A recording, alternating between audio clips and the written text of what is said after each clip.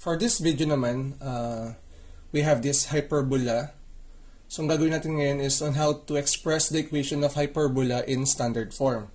So, we have the equation 9 times the quantity of y plus 7 raised to 2 minus 16 times the quantity of x minus 3 squared is equal to 144. So, paano ba i-write yung ganyang equation in standard form of hyperbola? So, before natin gawin yung process or explain yung process na meron tayo dyan sa ating whiteboard, so ito yung ating mga kailangan tatandaan. Ito yung mga standard form ng ating hyperbola. So we have the quantity of x minus h squared all over a squared minus the quantity of y minus k squared all over b squared is equal to 1. At yung isa naman ay y minus k squared all over a squared minus x minus h squared all over b squared is equal to 1. Yan yung mga hyperbola natin. So, recap lang natin ha. Dito, yung hyperbola natin, kung may imagine nyo, ang opening nito ay sideways. Kapag naman, kasi yung x natin ay yung may positive sign.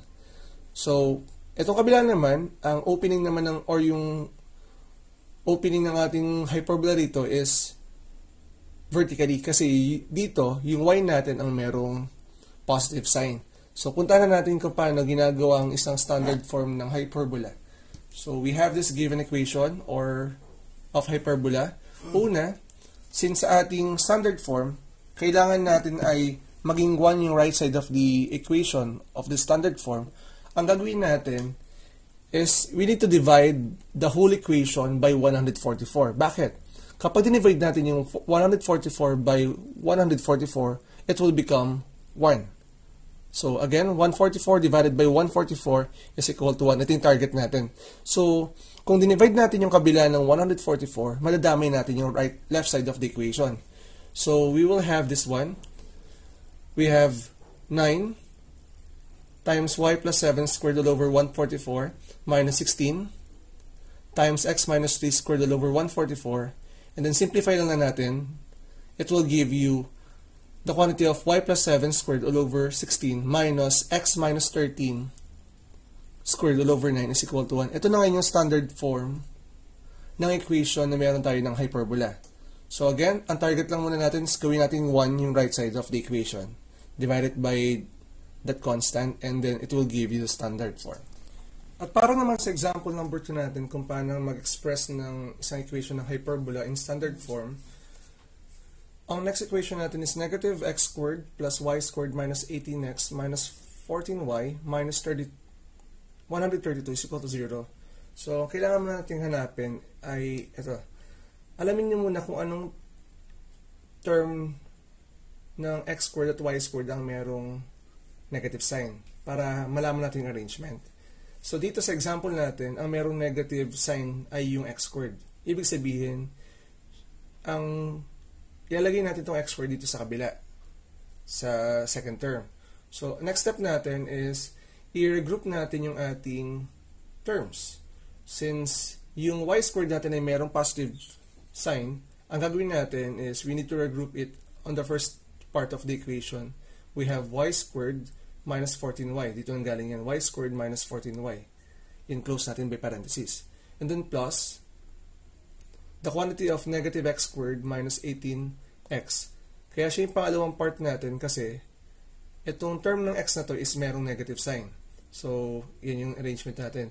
And then transpose natin yung negative 132 sa kabilang part ng equation. We have 132. So, next step natin is we need to complete the square of these two terms na meron tayo sa loob ng parentheses. Ginawa ko na sa kabila yan. Yung ating y squared minus 14y, kapag kinumpliting the square natin, it will become y squared minus 14y plus 49 is equal to 49. Bakit? Kasi, para makuha yung 49, divide lang natin yung negative 14 by 2, it will give you negative 7. And then, squared lang natin, it will give you 49. And then, expressing this perfect square trinomial in square of binomial, it will give you the quantity of y minus 7 squared is equal to 49. So, mamaya, magagamit natin yan. And then, ito naman, yung negative x squared minus 18 natin, finactor out natin yung x, yung negative sign. So, meron tayo ngayong x squared plus 18x plus 81 is equal to 81. Paano nakuha yung 81? Divide lang natin yung 18 by 2 na yun ang magiging sagot natin. At square lang natin, ang magiging sagot ay 81. So mag-add tayo both sides. And then, i-express na natin bilang square of binomial yung perfect square trinomial natin. Yung x squared plus 18x plus 81 is equivalent to the quantity of x plus 9 squared is equal to 81. So, yung gamit ito ay para dito. So, ito na ngayon yan. Kinumpleting the square natin. So, we have this y minus 7 squared. Ito lang galing yan. Minus, pinactor out natin yung negative sign, x plus 9 squared is equal to 100. Paano siya naging 100? We have the original constant which is 132. And then, plus 49 minus 81. Yung plus 49 natin, dito natin kinuha. At meron tayong negative 81 dito. Instead of positive kasi, meron tayong negative sign dito. Parang anong nangyari kasi, is 81 times negative, it will give you negative 81. So, ganyan yung naging solution natin sa right side of the equation. So, we have the quantity of y minus 7 squared minus the quantity of x plus 9 squared is equal to 100. And then, since ang target natin dapat maging 1 lang yung right side of the equation para maging standard form, i-divide natin yung buong equation by 100. So, divided by 100. So, this is 1. Okay na po yan. And then, ito naman, it will give you this equation. Meaning, ang standard form ng ating hyperbola ay the quantity of y minus 7 squared all over 100 minus the quantity of x plus 9 squared all over 100 is equal to 1. Ito na ngayon yung standard form nitong equation na to. So, I hope sa dalawang equation natin or sa dalawang examples natin on how to express the equation of hyperbola in standard form ay meron kayo nakuwang learning about this one. So, maraming salamat sa mga nanonood ng video ko. Again, once again, I am Teacher Gon. Maraming salamat.